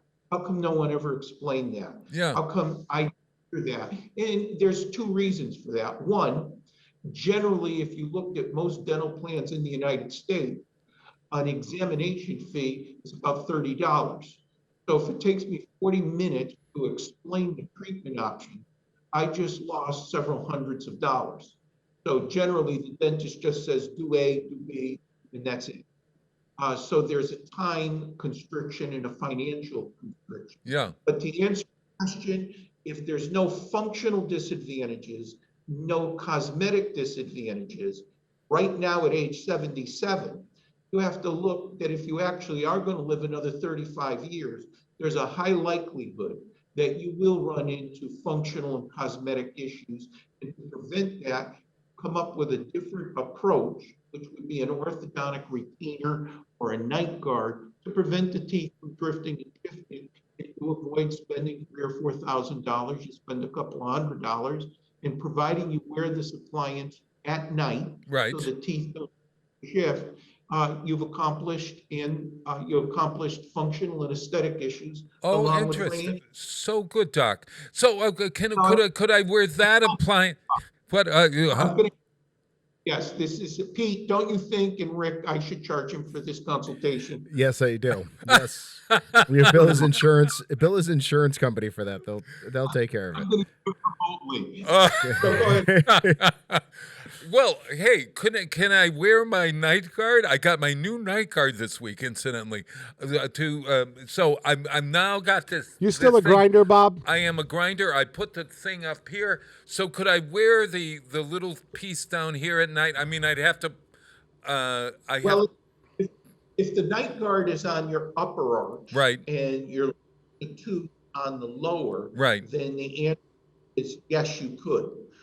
Okay, so in other words, you're wearing a night guard to prevent the grinding. That's right, going to prevent your upper teeth and lower teeth, but to prevent the lower teeth from drifting, right, this could make you a small appliance on the lower. I got it. So, Doc, are you going to charge me now? That's another consultation. Is that two consultations or one? Hey, Bob, he'll trade you for a trip over there to do a show live from the office. Oh, all right. Okay. In fact, I think we ought to journey over to East Longmeadow to Ascent Dental.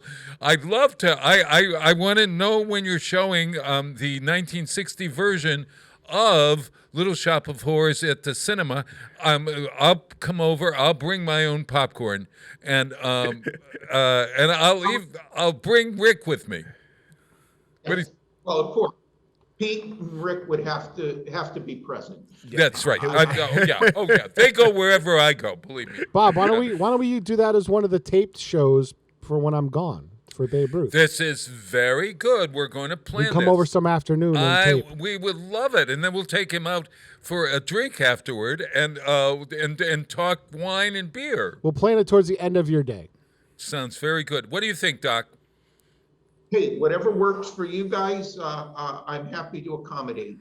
I've enjoyed doing the show. I think I'm going on almost 5 years now. Oh, I think it's 7, to tell you the truth. It's 7. Yeah. I hate to count, but I think I was very young. I had 4 or 5. I've lost 4 or 5 teeth since just you came on. Not because you've come on, but. I would hope not. Yes. During the process. Hey, everybody, we love Dr. Kevin Coughlin from Ascent Dental, as you can see, and we thank you. Happy Flag Day, Doctor. Happy National Piercing Day. Happy National Bourbon Day. And it is National Right-of-Way Professionals Day. So when you see a crossing guard today, thank him for his service, huh? What do you think? It's also Yes, go. Thank you guys for having me. Have a great day and be safe. I love you, Doc. Talk to you soon. All right, Bye. Kevin, we'll see you. Hey, last night when the Tonys were on, I'm going to play one from the top musical. Well, this actually didn't. A Strange Loop one, but 6, the musical one for composer. And so I'm going to play 6 from 6. Here it is. See you next week. Get out there and volunteer, everybody. Thanks, and have a great day. Bye.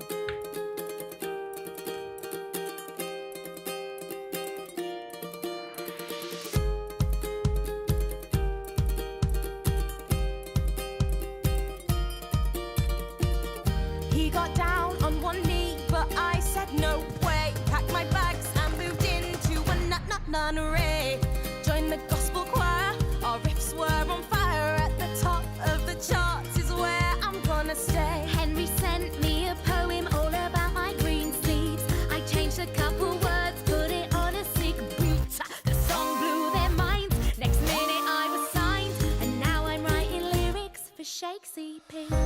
Since my first son, our family's grown. We've made a band and got quite well known. You could perhaps call us the Tudor Von Traps. I'm just kidding, we're called the Royaling Stones.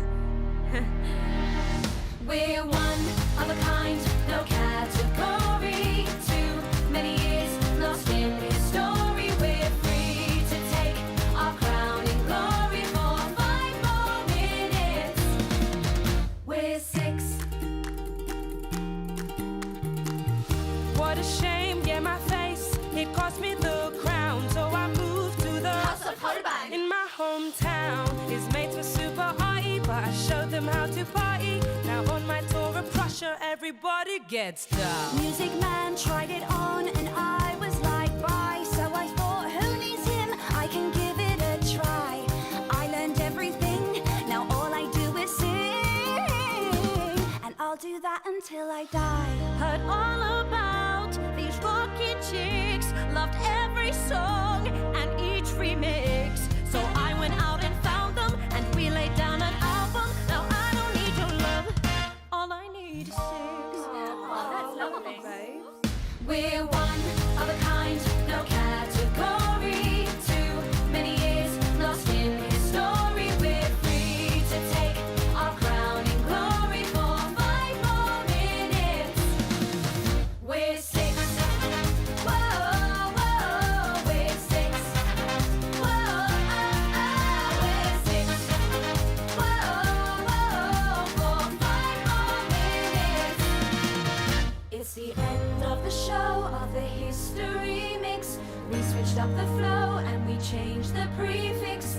Everybody knows